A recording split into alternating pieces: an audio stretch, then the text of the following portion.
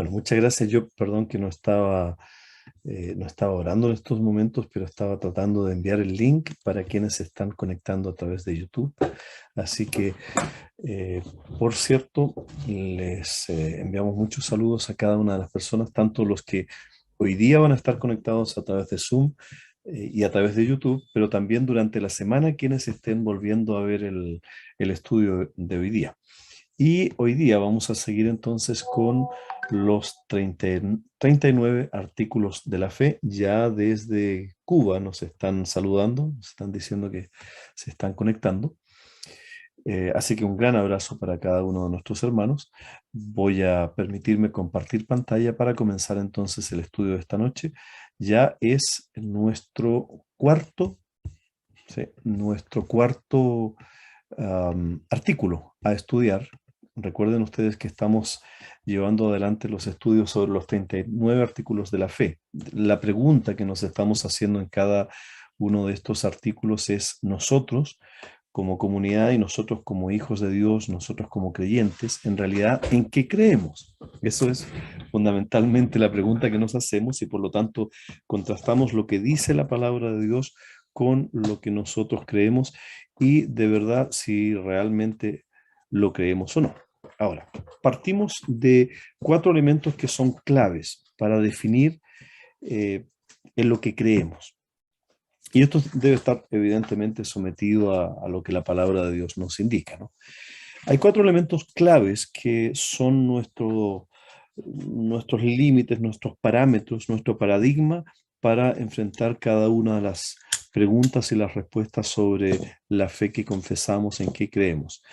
El primer reconocimiento es la primacía de las escrituras. ¿Qué quiere decir esto? Que las sagradas escrituras, la palabra de Dios, los 66 libros desde Génesis hasta Apocalipsis, o sea, desde el Antiguo Testamento hasta el Nuevo Testamento, las sagradas escrituras son la palabra de Dios, no es que contengan la palabra de Dios, sino que son completamente la palabra de Dios y por lo tanto entonces son la fuente y son la autoridad primaria, primordial, esencial de la fe cristiana. Cualquier persona que diga ser nacido de nuevo y piense de una manera distinta a las escrituras, entonces posiblemente no ha nacido de nuevo. De tal manera que ninguna otra autoridad constituida como tal puede anular la autoridad de Dios que está revelada en la palabra de Dios en el texto sagrado. O sea, en otras palabras, si yo en algún momento dijera que no existe la Trinidad, no existe la horizontalidad de Dios en tres personas, si dijera, por ejemplo, ¿no es cierto?, eh, que Jesús solamente es hombre, si es que llegara a decir eso, bueno, la palabra de Dios me estaría contradiciendo y aquí quien debería primar es la palabra de Dios, la escritura. El segundo entendido es que existe una unidad de la escritura, es decir, la creencia en que tanto el Antiguo como el Nuevo Testamento, estos 66 libros, narran el plan de salvación de Dios a través de Jesucristo. Nos dicen quién es Dios, cómo es Dios, qué es lo que quiere Dios, cuál es nuestra posición, cuál es el plan de Dios a través de Jesucristo. No podemos sacar a Jesús de las escrituras y tampoco podemos mutilar la esencia que radica en la persona de Cristo en el plan de Dios para la salvación del ser humano. Y tal como afirma los mismos artículos de la fe, el Antiguo Testamento no es contrario al Nuevo Testamento. El Antiguo Testamento y el Nuevo Testamento son absolutamente complementarios. El entendimiento del Antiguo Testamento nos permite orientarnos o alumbra hacia el Nuevo Testamento y el Nuevo Testamento explica el Antiguo Testamento. Ambos entonces, por ser la palabra de Dios, ofrecen en sus páginas la vida eterna al ser humano, pero esta solamente es a través de Cristo. Por lo tanto, como dice la misma palabra de Dios, existe un solo mediador entre Dios y el hombre, que es Jesús, el Dios hombre. No es mitad hombre y mitad Dios, es 100% y plenamente Dios, 100% y plenamente hombre. El tercer elemento del que estamos partiendo, y esto lo estoy repitiendo porque ya lo hemos visto antes, ¿no? Es una especie de repaso, es para no olvidarlo, ¿no? Es la claridad de la escritura.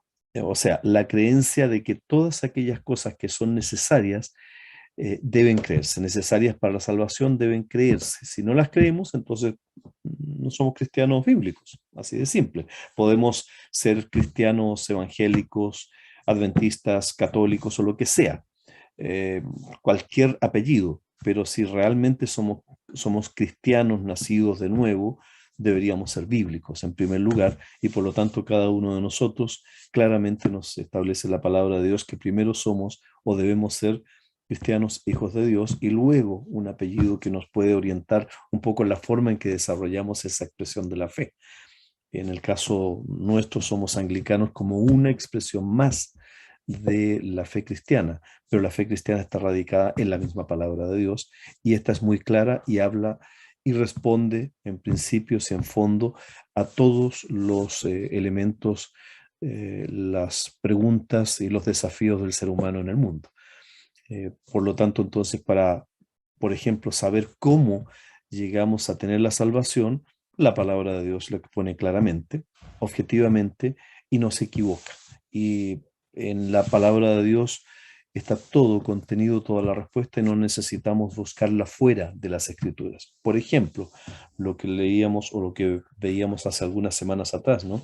Si alguna persona dice, bueno, yo soy cristiano de izquierda o de derecha, lo que está diciendo en el fondo es que los modelos de izquierda o derecha le están proveyendo las cosas que la palabra de Dios no le está proveyendo, que necesita elementos externos a la Biblia. Creemos nosotros que la palabra de Dios es suficientemente clara para dar respuesta a todos los elementos, a la política, a la economía, a las relaciones, a la sexualidad, al pensamiento, a todo, absolutamente no, y, a todo. Y es suficientemente clara la palabra de Dios. Lo que no es claro, en realidad quizás no es tan importante, en un sentido, ¿no? Y por último, el cuarto elemento del que partimos como esencia es la suficiencia de la palabra de Dios. La suficiencia es la creencia de que la palabra de Dios, que la Biblia completa, allí se encuentra todo lo necesario para el ser humano, que necesita el ser humano para saber cómo llegar a ser salvo. No necesitamos buscar, por lo tanto, fuera. La escritura es suficiente como autoridad de fe. ¿Ok? Estos cuatro elementos son los esenciales de los que partimos. Si cualquiera de los artículos está fuera de alguno de estos cuatro parámetros, entonces evidentemente los podemos desechar completamente. Hasta el momento, los tres artículos que hemos visto los hemos contrastado con lo que dice la palabra de Dios y sin duda se ajustan completamente a estos cuatro elementos claves que nos indica entonces la Sagrada Escritura. El segundo elemento, y esto en términos generales, hemos dicho que los 39 artículos eh, establecen bloques, ¿no es cierto? Los bloques sobre doctrinas que son universales, doctrinas que son protestantes y los últimos artículos que son doctrinas fundamentalmente que si bien están basadas en la palabra de Dios, son más bien de práctica anglicana específicamente. El primer bloque, los primeros 8 artículos, son estos artículos de las doctrinas universales. De allí tenemos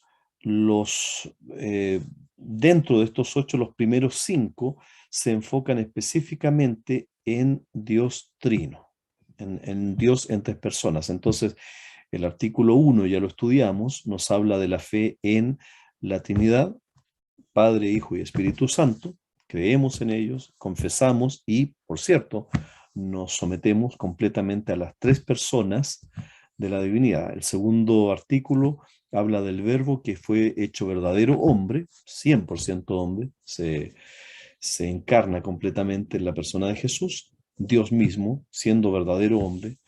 El tercer elemento que vimos la semana pasada es sobre la bajada de Cristo a los infiernos y explicamos qué fue a hacer allá, por qué, ¿no es cierto? Y que efectivamente fue conforme a lo que dice su palabra.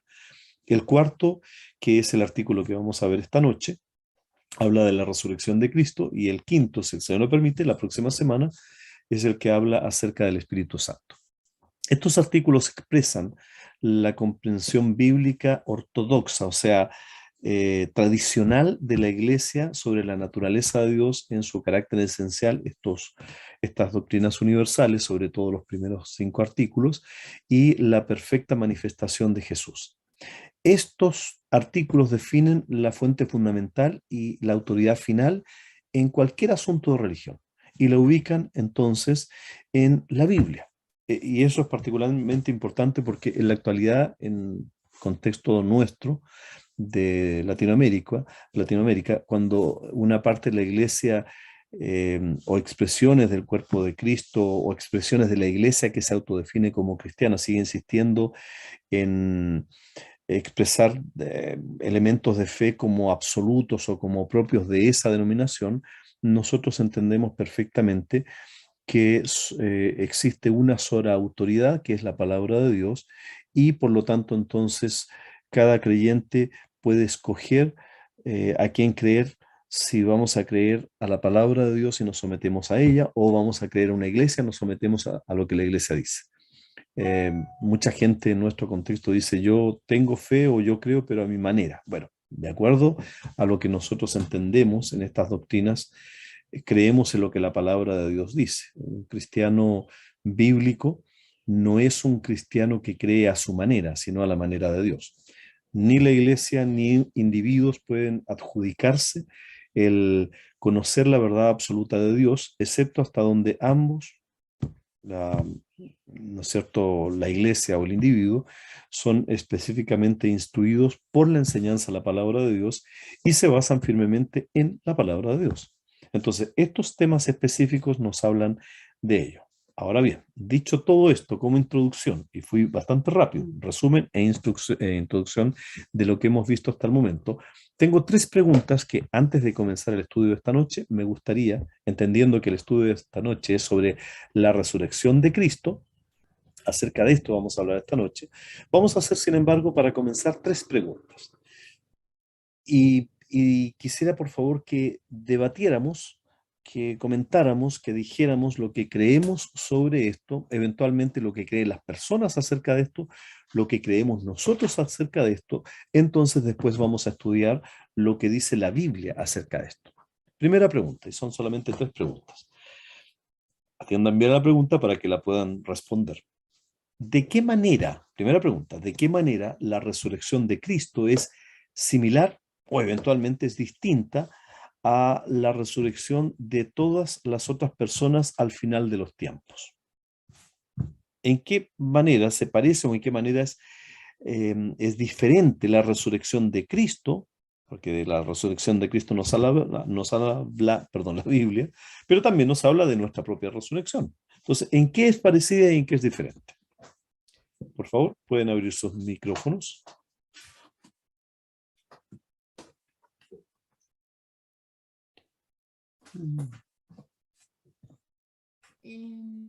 Difícil pregunta, la verdad. A ver, no estoy escuchando, no sé si voy a poner más ¿Aló? alto el... Ahí, Pauli, Sí, sí. adelante. Ya. Yo digo que es una difícil pregunta. Creo que, a ver, las cosas se parecen. Bueno, en que ambos resucitaron, en que Pa- resucitaron algunos. Pauli, no sé, perdón, no sé si todos están escuchándolo. Yo lo estoy escuchando No, un poquito no se cortado. escucha. El micrófono. Vamos a cambiar aquí, vamos a hacer un movimiento.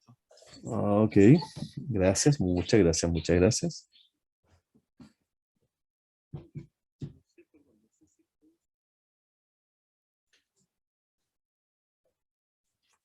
Ahora sí. Ya. Excelente. Ya.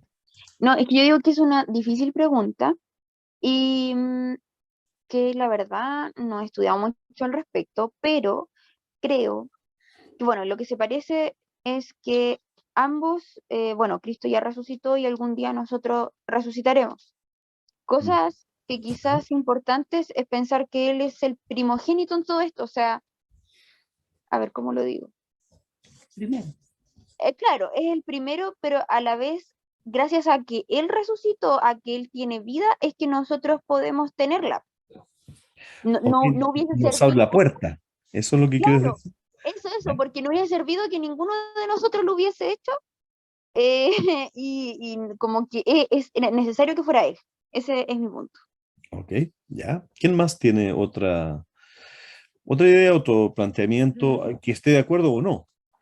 Eh, sí, coincido con Pablo que es una pregunta un poco difícil, pastor, pero como usted dice, que digamos lo que creemos, ¿verdad?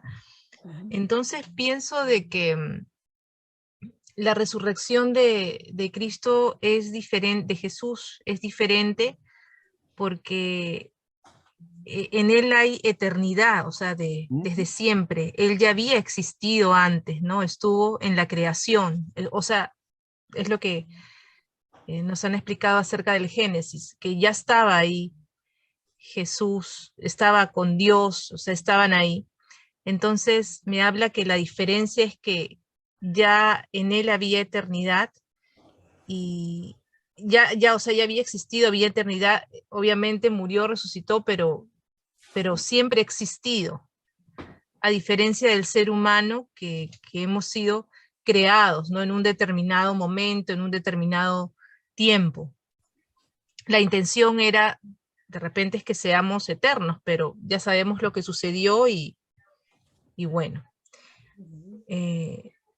Eso encuentro, no sé, en la diferencia Ok. y en la similitud en cuanto a la resurrección es que eh, cuando se habla cuando uno lee la resurrección de Jesús, hay textos que dicen que está sentado a la diestra de Dios Padre, no, que está ahí, o sea, que resucitó, que está ahí.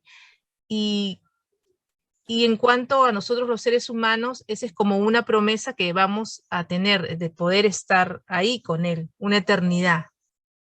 Ok, ok. Muy bien, muchas gracias por acá. Todos coinciden que es difícil. Ok, pero ¿qué piensan? Los dos es un ciclo en que se vuelve un paso atrás. ¿Cómo? En que los dos es un ciclo en que se vuelve un paso atrás. ¿En qué sentido? Catalina dice que Se en los vuelve a la dos es vida, un pues. ciclo que vuelve un paso atrás, o sea, se vuelve a la vida. Ya, ok, interesante. Bien, buen punto. Ok, ¿alguien más? Que nos deja sin final, básicamente. Nos deja sin final. Bien, excelente, o sea, hay eternidad de ahí en adelante. ¿Ya? Ya, tal vez como, Eh, como tú dices, que digamos lo que pensamos. Ajá. Quizás, bueno, la diferencia es que nosotros nos vamos a ir al infierno. O sea, no vamos a hacer esa vuelta por lo que él hizo, descender. No, Ok. bajar al Hades. Bajar al Ajá. Hades. Buen punto, muy buen punto. Ok. Lo otro es que yo creo, o sea, me corrigen si es una herejía, Cristo cuando resucita, si bien había estaba la parte corporal, porque le dice, toca mi mano, mete tu mano en mi costado, etcétera, pero a la vez era un cuerpo glorificado. Y nosotros se supone que cuando resucitemos también va a ser un cuerpo transformado. Entonces, eh, si bien vamos a resucitar, va a ser de una forma distinta, un cuerpo distinto. Eso. Ok, interesante también, muy buen punto. Ok. Bien, vamos a la pregunta 2. No las vamos a responder inmediatamente. Ya, vamos a acumular un poquito. La pregunta 2. Quizás si la pregunta 1 era difícil, esta es más compleja. ¿Ok? Puede ser, y ustedes pueden responder sí o no, o pueden dar argumentación. ¿Puede ser verdadero cristiano el que no cree en la resurrección corporal de Cristo? ¿Podría ser alguien que dice ser cristiano, pero que no cree en la resurrección corporal de Cristo un verdadero cristiano? No. No, Ok, bien, me gusta mucho la, No, la seguridad con que lo dicen. Miren, les voy a comentar algo. Mateo dijo que Hubo hace algunos años atrás, en el contexto de la comunión anglicana, toda una verdadera, casi contienda, una polémica, porque se estaba cuestionando la ordenación de una obispo, una mujer obispo. Y lo que salía en las noticias era que se le había cuestionado inmediatamente por ser mujer la no ordenación en el contexto o no reconocimiento de esa ordenación que se le dio en un país, en Canadá, a esta obispo mujer porque era mujer. Eso fue lo que salió en las noticias. Pero en realidad el cuestionamiento primero no era porque era mujer o no. Lo que no se dijo, y lo que en general a la gente no le interesaba mucho, que está fuera de la iglesia, es que en realidad ese reconocimiento no se le daba a la comunión anglicana porque esta obispo había dicho claramente que ella no creía en la resurrección de Cristo. El punto era ese. ¿Ah? Más allá de ser mujer o no, era el punto que ella no creía que Jesús hubiese resucitado corporalmente. Por lo tanto, no se pensaba que ella en realidad pudiese ser una verdadera cristiana. ¿Ok? Y eso hasta el día de hoy ha provocado muchas polémicas. Ahora, tercera pregunta. ¿Cuál es la importancia de que Jesús haya ascendido al cielo? Nos fue a preparar moradas. Ok, o sea, Y casas. intercede delante del Padre por nosotros en forma constante, porque somos tan pajaritos que pescamos todo el tiempo, entonces Él intercede por nosotros constantemente. Ok, bien, muy bien. Yo creo que también se cumple la palabra. Se cumple la palabra que está escrita, la profecía sobre eso, ¿no? Ok.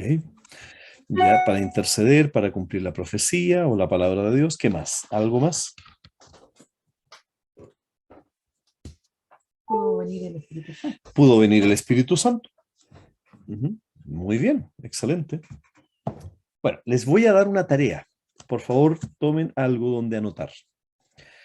Durante la semana les voy a pedir, por favor, que se den el trabajo de leer algunos capítulos de la Biblia.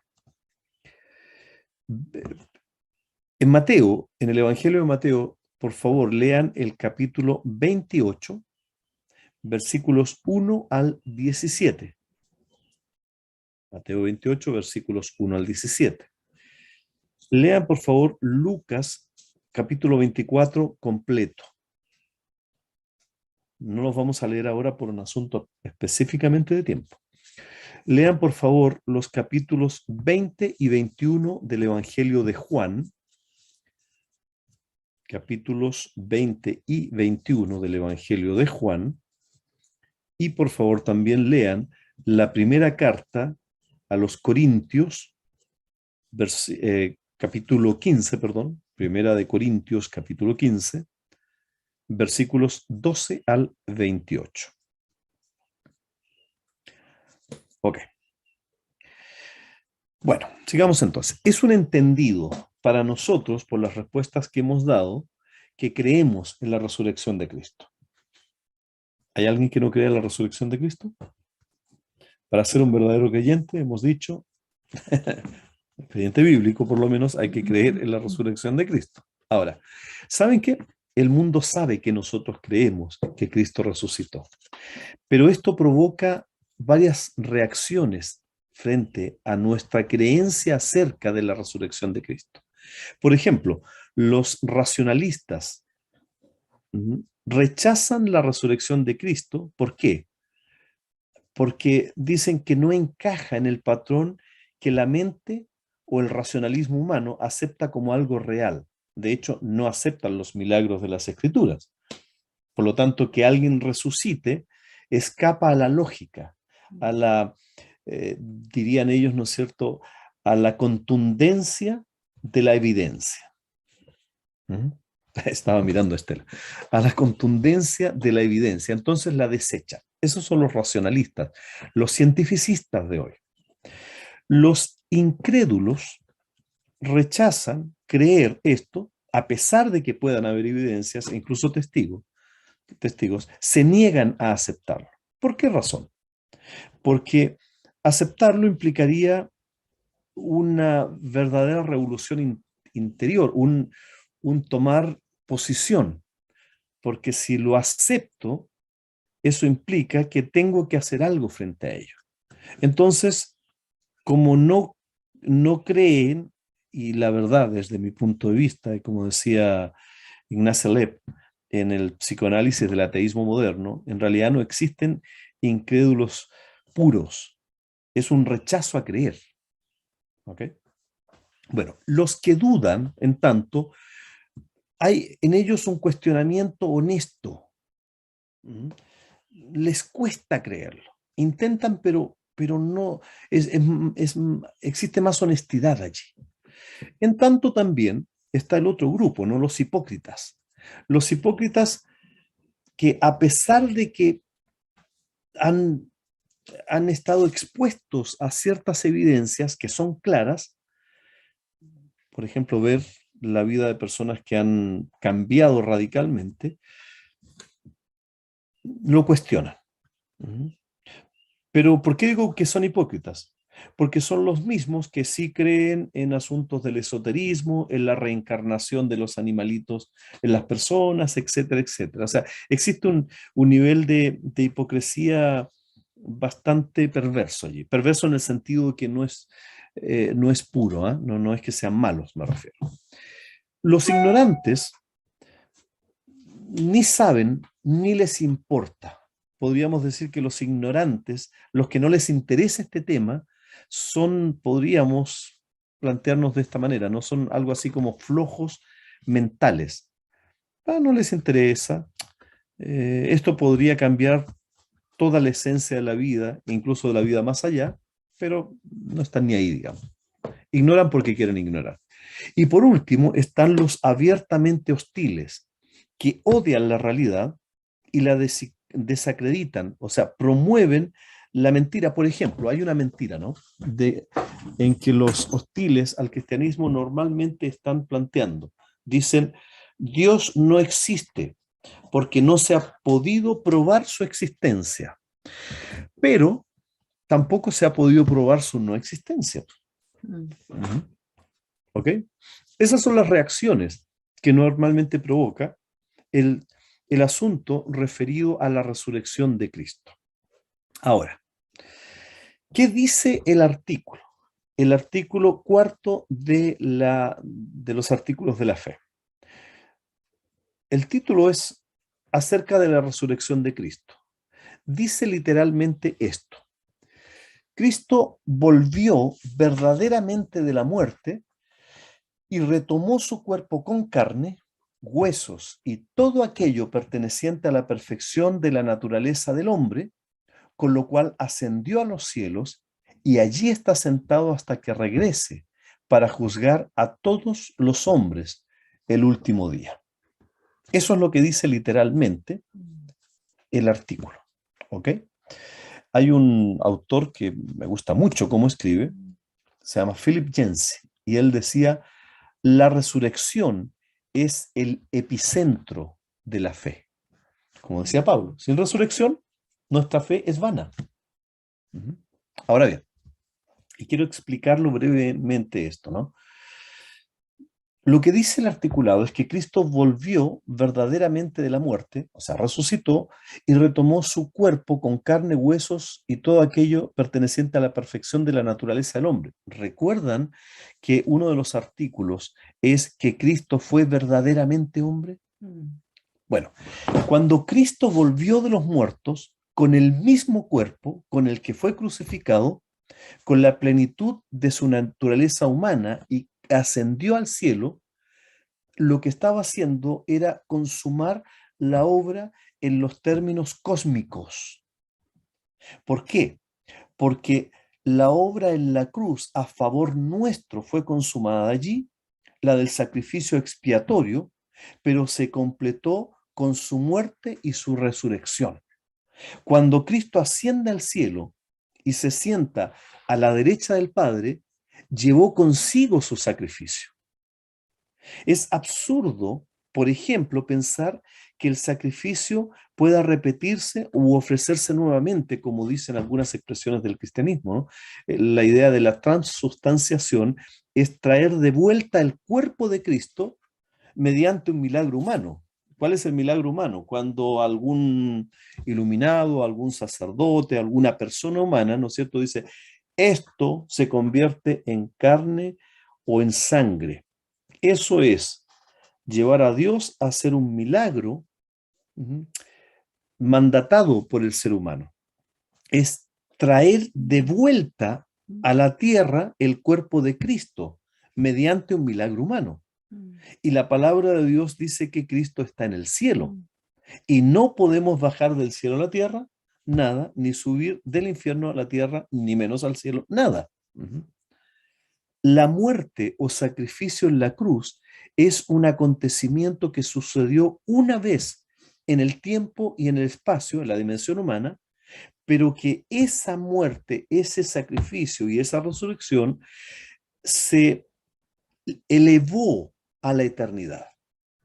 ¿Qué es lo que dice Efesios, capítulo 2, versículo 6? Efesios, capítulo 2. Por favor, si esto les está provocando algunas preguntas, vayan anotándolas, por favor. Efesios, capítulo 2, versículo 6. Y dice, desde el versículo 4, pero Dios, que es rico en misericordia por su gran amor con que nos amó, aun estando nosotros muertos en pecados, nos dio vida juntamente con Cristo. Dice entre paréntesis, por gracia sois salvos. Y juntamente con Él nos resucitó y asimismo nos hizo sentar en los lugares celestiales con Cristo Jesús. Ahora, no sé si se dan cuenta en el tiempo en que está conjugado. Presente. Ajá, es un presente continuo. No dice que nos hará. O nos sentará. O nos sentará, o nos sentó, nos hizo con Él. Eso es pretérito perfecto, es un pasado presente continuo, ¿ok? En el español al menos. En el griego es mucho más claro. ¿Por qué? Porque la ascensión es una señal que nosotros en Cristo nos hemos movido a otra dimensión de la existencia, en que las cosas no se repiten y que ahora nuestra vida está escondida con Cristo en Dios mismo. Ahí está protegida. Miren lo que dice, por favor, más adelante, el libro de Colosenses, capítulo 3, versículo 3. Colosenses 3:3 dice literalmente, porque habéis muerto. Y uno dice, pero si yo estoy vivo. No, ya, habéis muerto y vuestra vida, ¿ok? Presente continuo, está, no estará, no estuvo, está escondida con Cristo en Dios. La ascensión de Cristo es una señal que Él nos movió a nosotros a una dimensión distinta a la humana, porque en la dimensión humana las cosas se tienen que repetir, incluso los sacrificios, pero Cristo ya está en el cielo y nos movió con Él hacia allá, y nuestra propia vida ya está escondida o protegida con Él en Cristo, y está, por cierto, muy a salvo de los ataques de las fuerzas enemigas que, por ejemplo, pudieran hacernos perder nuestra salvación. Y aquí hay uno de los grandes argumentos que la palabra de Dios da, contrario a la eventual pérdida de la salvación. ¿Por qué? Porque se descansa en lo que Dios hizo una vez en Cristo y no en lo que nosotros hagamos muchas veces acá. Cristo está sentado a la diestra de Dios, ¿ya? Y eso marca el comienzo de su reinado, o sea, ya está reinando en los lugares celestiales y continuará reinando hasta el final de los tiempos, y esos tiempos no tienen fin. De hecho, no existe el tiempo, ¿no? Entonces, la manifestación suprema del reinado real de Cristo, esa manifestación de que Cristo ya está reinando, como dijo delante Estela, ascendió para que el Espíritu Santo viniera, ¿no es cierto? Entonces, la manifestación real, suprema, esencial de que Cristo reina es que el Espíritu Santo vino en Pentecostés. Su labor, la labor del Espíritu Santo es reafirmar de manera continua las enseñanzas de Jesús en nuestros corazones, reafirmar que su sacrificio expiatorio fue una experiencia, es una experiencia real en nuestras vidas y fue real en la vida de Cristo una vez, y que eso transforma nuestras vidas. Y esto pasa a ser entonces una realidad espiritual, por lo que los nacidos de nuevo dependemos de la realidad espiritual, aún nuestros cuerpos físicos dependen de una realidad espiritual. Lo que dice Pablo, ¿no? Somos templos físicos de una verdad y de una acción que es espiritual. O sea, tienen una dimensión física, pero parte de una acción espiritual. Ahora bien, también dice que al final de los tiempos va a regresar para juzgar a todos los seres humanos. Al final de los tiempos humanos, Cristo va a regresar para juzgar a los vivos y a los muertos. Los muertos van a resucitar, sean salvos o no, y serán juzgados.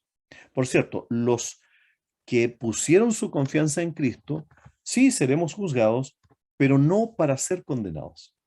¿Okay? Los escogidos, para salvación, vamos a ir al cielo, y los demás, como dice la palabra de Dios, serán enviados al infierno. Sí va a haber un juicio. Se van a juzgar nuestras obras. Ahora, no para obtener salvación por nuestras obras, sino para purificar esas obras. Recuerden ustedes que las obras ya fueron establecidas por Dios desde antes del inicio de los tiempos, fueron hechas por nosotros, pero cada obra establecida por Dios para ser hecha por nosotros está manchada por nosotros. Lo que hayamos hecho en la tierra, por nosotros mismos no tiene valor, a menos que sea lo establecido por Dios y cumplido solamente por nosotros en obediencia. Eso es lo valioso, y eso es lo que Dios va a premiar. En el cielo, por lo tanto, comenzaremos de cero. Y eso, por cierto, es un misterio. La imagen del fin de los tiempos con el paso inmediato, ¿no es cierto? Morimos y ya estamos con Él, pero estamos esperando la redención de los tiempos. Este es un misterio, ¿por qué? Porque ¿cómo conciliamos la idea de que vamos a esperar la redención de los tiempos cuando muramos, ¿no es cierto? Experimentamos esta muerte, pero ya estamos con Cristo. Bueno, ¿cómo reconciliamos esta idea? Solo recordando que estamos hablando de dos dimensiones diferentes, a las que yo muchas veces he hecho mención.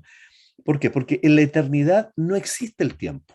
No existe, estos conceptos de pasado, presente y futuro no se aplican en la dimensión de Dios, en el tiempo de Dios, en la eternidad. Cuando hablamos del fin de los tiempos, donde se va a juzgar, ¿no es cierto? Es un concepto temporal en nuestra mente, pero eso en realidad, en el plan cósmico de Dios, es parte de un todo. El tiempo para Dios simplemente es, no es que haya sido, no es que será, es. De hecho, es más, ¿no? Dios mismo se describe como yo soy, no dice yo era o yo seré. Es una expresión de la eternidad presente en el presente.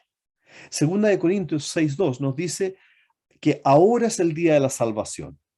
Y uno dice, pero si todavía no he muerto. Bueno, porque es un presente continuo. Con eso damos testimonio de que es una realidad temporal. Entonces Cristo volvió verdaderamente la muerte en esta dimensión humana, retomó su cuerpo con carne, con huesos y con todo aquello perteneciente a la perfección, o sea, al ser un hombre completo y pleno, total y absoluto. Con esa dimensión ascendió a los cielos, y allí esa dimensión se funde con la dimensión divina, y Él está sentado ya sin los límites humanos de tiempo y espacio, y está sentado hasta que regrese para juzgar nuevamente en la dimensión humana del tiempo, pero que es un continuo en el tiempo de Dios, para juzgar a todos los hombres en el último día humano. Ahora, todo esto con la resurrección de Cristo, ¿cuáles son los elementos, por lo menos, que nosotros debemos considerar? Hay 4 elementos claves que debemos considerar que permite la resurrección de Cristo. Primero, que la salvación de Dios se haya completado. Porque la salvación de Dios no es solamente habernos salvado de nuestros pecados, sino dado además una vida abundante y una vida eterna. Entonces, esa salvación como plan cósmico y completo de Dios se confirma con la resurrección. Para poder declararnos justos, fue la evidencia más clara del valor de la muerte de Cristo cuando satisfizo la justicia de Dios. Si no habría sido simplemente un hombre ordinario. Pero Jesús murió y resucitó. ¿Y qué es lo que demostró? Que el pecado había sido quitado y la paga del pecado, que era la muerte, había sido derrotada. Fue Cristo que en la muerte pagó el precio, la paga del pecado es la muerte, ¿no es cierto?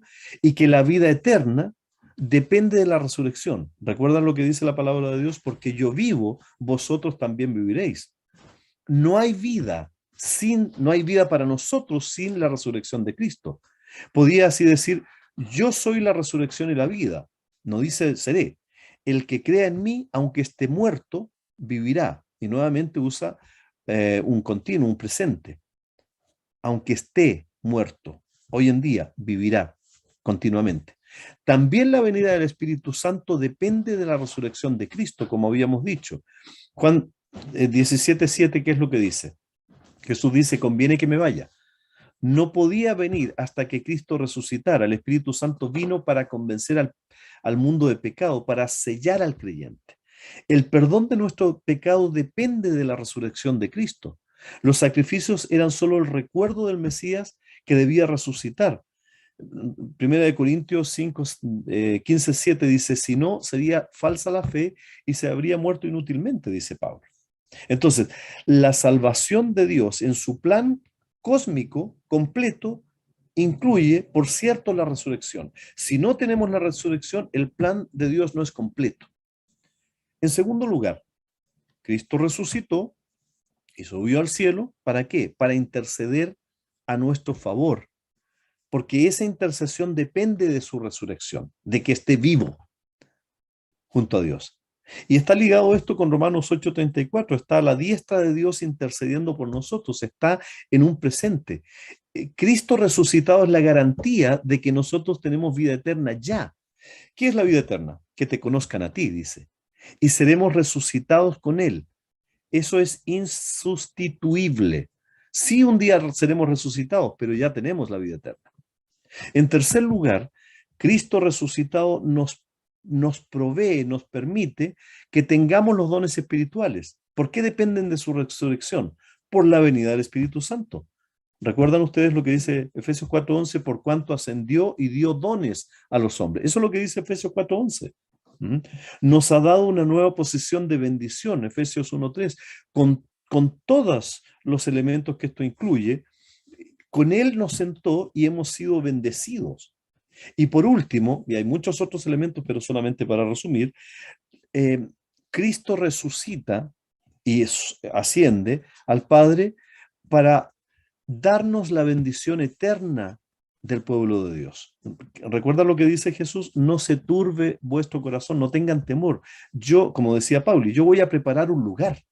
Cristo está hablando de su resurrección, aunque iba camino a la muerte. Si no hay resurrección, no hay lugar preparado para nosotros, no hay cielo, no hay descanso ni eternidad para los cristianos si Cristo no ha resucitado. Todo depende de ello. La resurrección entonces prueba la fe cristiana, porque sin la resurrección no hay cristianismo. Por lo tanto, podemos asegurar que si una persona realmente no cree en la resurrección de Cristo, no es un cristiano bíblico. Cristo pagó por nuestros pecados y resucitó. Es una promesa para los suyos. Si no conoces a Cristo como Salvador, recuerda que Él viene como juez. Venid a mí todos, dice. La otra cara es que Dios declara que todos los hombres se arrepientan. Incluso quizás a muchos cristianos, o que se dicen cristianos, les sería bueno arrepentirse de no creer, de no aceptar la resurrección de Cristo. Porque cuando venga de nuevo, va a ser el juez o el salvador. Y eso lo tiene que resolver cada persona. La promesa es que Él nos va a salvar si nosotros venimos a Él. No adoramos nosotros a un Cristo muerto, sino a un Cristo vivo que resucitó y por eso está vivo. Todo depende, como ustedes verán, de la resurrección. Y vamos a lo último. El artículo 4 de la resurrección de Cristo nos debe hacer pensar en las evidencias sobre esto. Y efectivamente existen evidencias escriturales, evidencias sociales, evidencias históricas e evidencias lógicas. Les voy a recomendar, por tiempo no lo vamos a poder leer porque es un libro completo, les voy a recomendar este librito de Lee Strobel. Lee Strobel es un abogado y periodista norteamericano, ateo. Realmente él no creía en la resurrección de Cristo. Comenzó un caminar genuino buscando la respuesta para desacreditar la resurrección de Cristo. Y escribió este libro. Les voy a leer solamente algunos de los títulos de algunos de los capítulos para que, si lo pueden conseguir, lo consigan, para que lo puedan revisar. Él, como abogado, empieza a examinar el expediente de esto, que si fuera una acusación sobre la resurrección de Cristo. Él habla de la prueba ocular, de la prueba documental, de la evidencia corroborativa, de la evidencia científica, de la prueba refutatoria como abogado. Luego hace un análisis como periodista de la prueba de la identidad, de la prueba psicológica, de la prueba del perfil. Incluso él habla de la prueba dactilar de Jesús. Y finalmente hace una investigación sobre esta resurrección de una manera muy científica. Analiza la prueba médica, la prueba del cuerpo desaparecido, la prueba de las apariciones, la prueba de las circunstancias, y finalmente da un veredicto histórico, que es el veredicto que debería dar la historia. Se los recomiendo nuevamente. No lo vendo, así que no estoy recomendando que me compren nada porque es la única copia que tenemos acá. No la vendo, consíganla por favor, sería muy, muy bueno. Es un libro que les va a animar mucho. Ahí está. También hay una conferencia y hay un libro de más o menos 600 páginas de este autor español, Vidal. No sé si alguno de ustedes se recuerda cómo se llama, uno gordito, grande. Que el libro se llama Más que un... No, es otro libro, Más que un profeta o algo así. Pero hay una conferencia que él da resumen de su libro donde también plantea algunas evidencias sobre efectivamente la resurrección de Cristo. Ahora bien, ya les voy a decir cómo se llama. De apellido Vidal, es español, no es el cantante. A ver si me ayudan por aquí. César Vidal, exactamente. Gracias, Mateo. César Vidal, él es un español estudioso, tiene una conferencia que dio en Lima sobre la persona de Jesús y ahí analiza varias de estas evidencias desde una perspectiva muy, muy argumentada. Bueno, ambas cosas se las recomiendo para investigar un poquito más. Quiero ir terminando un poquito con esto, terminando con una conclusión un poquito larga, pero creo que es necesaria. Solamente algunas de estas evidencias. La Escritura, la palabra de Dios, sí, efectivamente presenta evidencias concluyentes del hecho de que Jesús verdaderamente resucitó. La resurrección de Cristo está registrada en la palabra de Dios, Mateo 28, que es uno de los textos que van a leer, en Marcos capítulo 16, en Lucas capítulo 24, en Juan capítulo 21, está registrada allí. Ahora, ¿por qué digo que está registrada? Porque se escribió en una época en que muchas de las personas que habían visto a Cristo resucitado todavía vivían. Por lo tanto, y en los 4 evangelios, podrían haber dicho frente a estas escrituras, no, eso es mentira. Pusieron incluso nombres de personas que lo habían visto resucitado, más de 500 testigos, y ninguno de ellos, no existe prueba de que haya dicho, no, esto es falso, es una imaginación colectiva. La resurrección de Cristo también aparece en el libro de los Hechos, por cierto, en el capítulo 1. De estos pasajes uno puede obtener muchas pruebas de la resurrección de Cristo, pruebas escriturales. En primer lugar, está el dramático cambio de los discípulos. Ellos pasaron a ser de hombres temerosos e incluso que no creían. Recuerden ustedes que uno de sus uno de sus hermanos simplemente no creía en él y luego fue muerto por defender la resurrección de Cristo. Estos discípulos estaban en la clandestinidad, al ser testigos posteriormente, entusiastas y valientes propagando el Evangelio por todo el mundo porque lo vieron resucitado. Ahora, ¿qué otra cosa pudo explicar este dramático cambio en ellos, sino la experiencia de ver a Cristo resucitado? ¿Ustedes creen que iban a morir ellos y sus familias para mantener una mentira? La resurrección de Cristo fue un hecho. Y el Evangelio nos relata acerca de por lo menos 5 grupos o individuos directamente afectados por la resurrección de Jesús. María, diríamos la representante de la mujer, ¿no es cierto? María representa la devoción frustrada. Su vida perdió significado con la muerte de Jesús. Su resurrección la transformó en una verdadera fuerza activa y en la primera, podríamos decir, misionera, obedeciendo al dar las buenas nuevas de la resurrección a los discípulos, aunque no le creyeron. En segundo lugar, Pedro. Pedro corrió, quizás no sé con qué intención corrió, que no lo creía. Bueno, ellos no creían, ni siquiera se acordaban de lo que había dicho Jesús que iba a resucitar. De hecho, Pedro lo negó, ¿recuerdan ustedes? Y en arrepentimiento, quizás sumido en tristeza y en desánimo, estaba cargado con el peso del pecado, porque para él Cristo estaba muerto. Y la resurrección para él fue la restauración de ese compañerismo con Jesús. Él lo había negado, Pedro, y con el gozo de haberlo visto resucitado, él llegó a la muerte con ese gozo, y por cierto, nunca más lo volvió a negar. ¿Qué otra persona? El amigo íntimo de Jesús, Juan, quedó desolado luego de la crucifixión. Él lo vio allí en la cruz. Vio cuando lo fueron a enterrar. ¿Tendría esperanzas? Ninguna. Cuando Jesús le vio, perdón, cuando Juan vio a Jesús, le vio ser torturado, crucificado y vio cuando expiró. Él dice que expiró. ¿Qué esperanza podría tener? Seguramente ninguna, pero lo vio.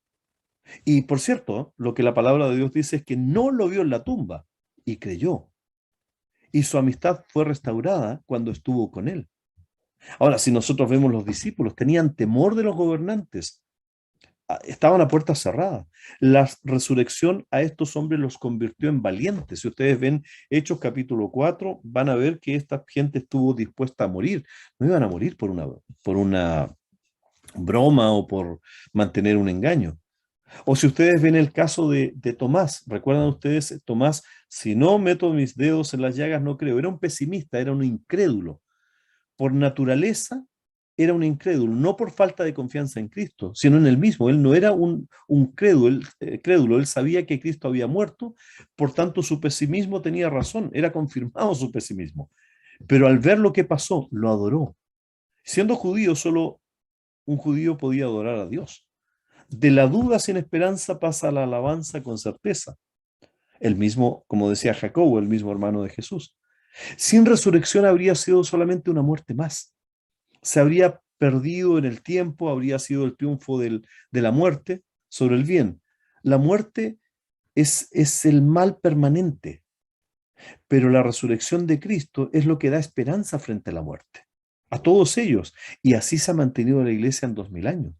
La cruz, si no hubiese habido resurrección, simplemente habría sido un acto heroico, un gesto. Tenemos el otro caso, el caso de Pablo. ¿Qué fue lo que cambió a Pablo de ser un perseguidor convencido de la iglesia a convertirse en un apóstol defensor de la iglesia y que extendió la labor de la iglesia? Eso sucedió cuando el Cristo resucitado se le apareció en el camino de Damasco, ¿recuerdan? Otra prueba indiscutible es la tumba vacía. Si Cristo no resucitó, entonces ¿dónde está su cuerpo? Los discípulos y muchos otros vieron la tumba donde él estuvo sepultado. Cuando regresaron, su cuerpo ya no estaba. Los ángeles declararon que él se había levantado de los muertos como él lo había prometido. Otra evidencia de su resurrección es la gran cantidad de gente a la que él se le apareció. Hay corroboración escritural de más de 500 personas. Y aquí el pasaje clave de la resurrección de Jesucristo está en 1 Corintios 15. En ese capítulo, Pablo explica por qué es crucial entender y creer en la resurrección de Jesús. La resurrección es importante por algunas razones. Primero, porque si Cristo no resucitó de los muertos, tampoco vamos a resucitar nosotros. Según la Biblia, la resurrección de Jesús es definitivamente real, cierta. La Biblia registra la resurrección de Cristo, registra testigos presenciales, algunos anotados allí, que podrían haber deshecho ese testimonio. Y es la Biblia la que procede a construir una doctrina cristiana esencial sobre el hecho histórico de la resurrección de Cristo. Ahora, más allá de todo esto, la resurrección de Cristo se prueba, se evidencia en un elemento crucial.